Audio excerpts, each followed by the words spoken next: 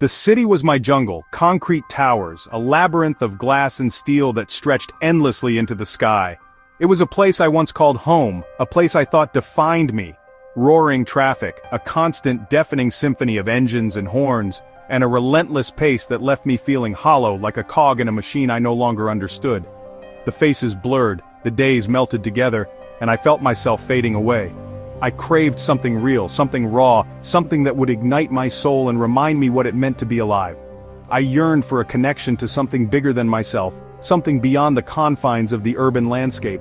So I made a choice. Leave behind the noise and deadlines, the suffocating routine, the endless pursuit of things that didn't matter. For a remote village in northern Thailand, a place far removed from the digital world, nestled deep within the mountains, where the map's ink faded into green, a place where the only sounds were the whispers of the wind and the songs of the birds. This wasn't a vacation, it was a test of spirit and survival, a journey into the unknown depths of my own being. The night before my flight, fear gnawed at me, a cold, unsettling dread that threatened to consume me. What if I couldn't handle the isolation? What if I broke under the pressure of the wilderness? But courage is moving forward despite fear, taking that first step even when your legs are trembling. I packed only the essentials: knife, water filter, medical kit, a few clothes, the bare minimum needed to survive. Each item was a step away from my old life, a symbolic shedding of the layers that had accumulated over the years, toward rediscovering myself, stripping away the superficial and embracing the core of who I truly was. The journey was grueling: bus, pickup truck, then a trek through dense jungle, a sweltering, humid world teeming with life, with a guide who spoke only in gestures and smiles, a silent companion who knew the secrets of the forest. With every mile, the modern world slipped away, fading into a distant memory.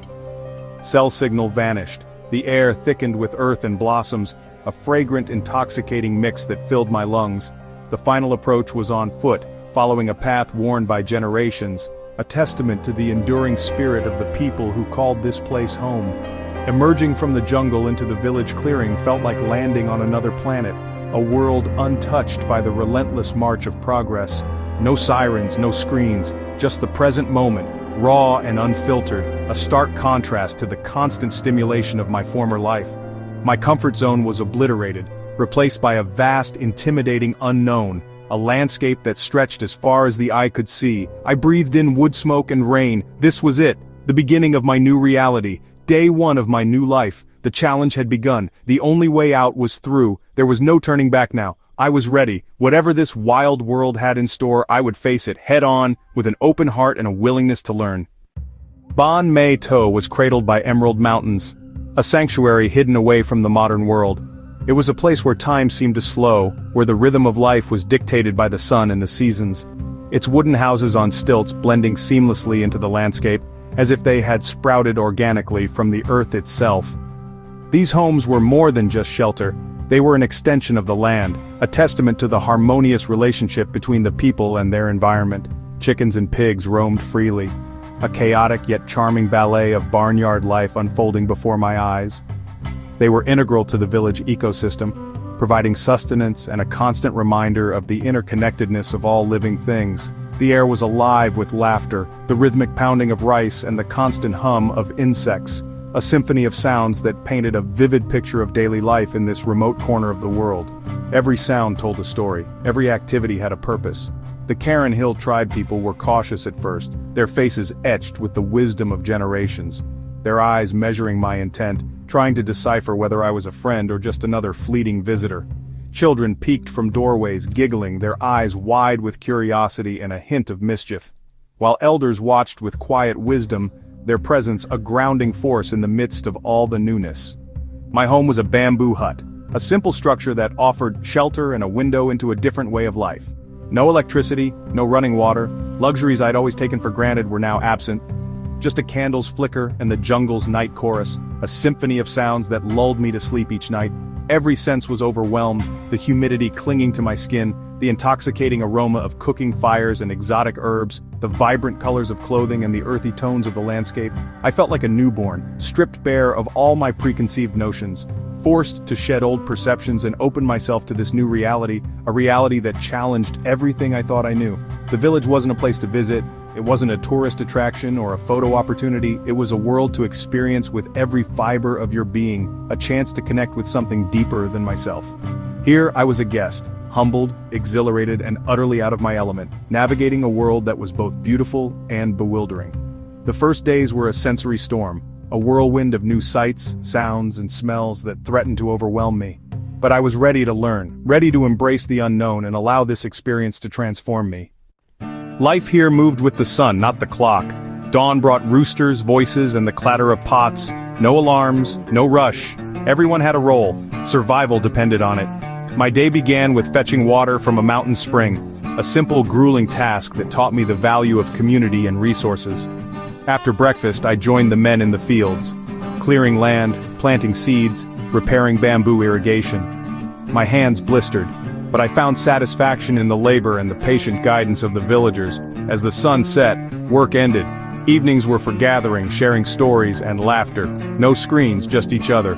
I often sat quietly listening, feeling the warmth of their connection. Entertainment was human, not digital. The simplicity was powerful. I was learning what it meant to belong. The rhythm was ancient, and I was finally in step. This was life, stripped to its essentials. Every meal was a lesson in resourcefulness. Rice was the staple, grown, harvested, and cooked by hand. The jungle and gardens provided foraged vegetables, wild mushrooms, bamboo shoots, and herbs. Protein was rare eggs, a small fish, or even beetle larvae found in bamboo. My first meal, a pungent jungle curry, was a shock, but I learned to appreciate its story and sustenance. Foraging became a daily skill, guided by the women's expert eyes. I ate what they ate, even the grubs, learning to adapt. Cooking was communal, over smoky fires, every step deliberate and meaningful. I learned to prepare bamboo shoots, grind spices, and respect chili as both flavor and preservative. Nothing was wasted. Every scrap had a purpose. Food here was survival, culture, and connection. I realized true sustenance comes from a respectful relationship with the land. The jungle fed us, and I was grateful. Respect was earned through sweat. My first real job, cutting bamboo for a pig fence, guided by Sura, who taught me with gestures and patience.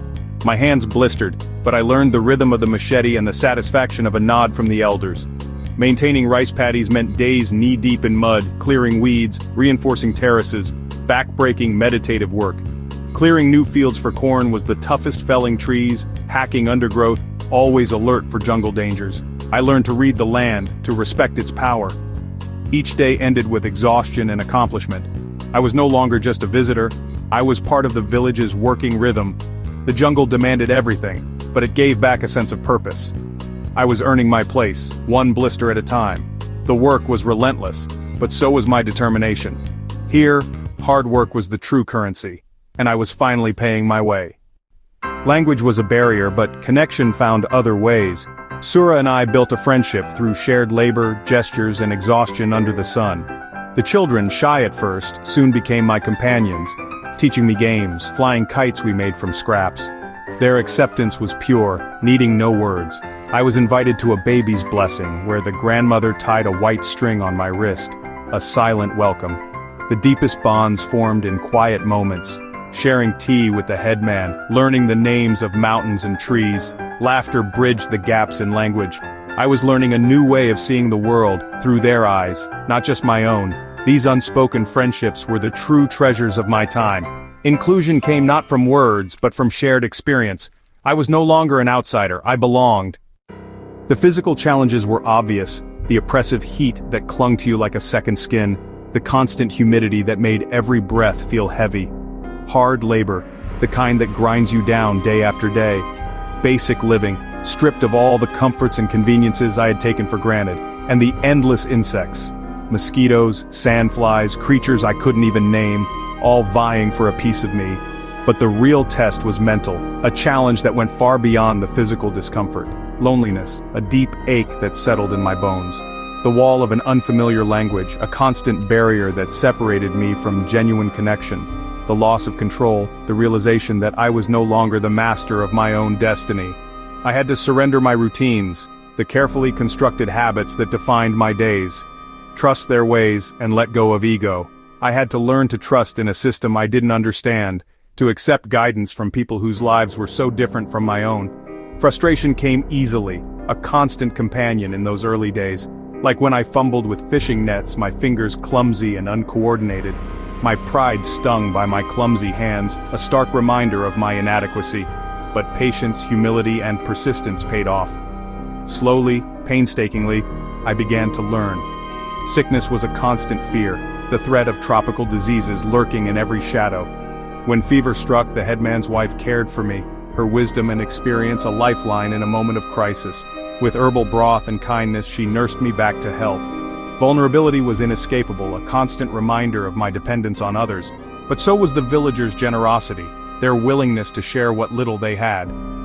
I learned to find peace in solitude, to appreciate the quiet beauty of the natural world, to accept help, and to trust the wisdom of those around me, even when I didn't fully understand it. The jungle stripped me down, exposing my weaknesses and insecurities.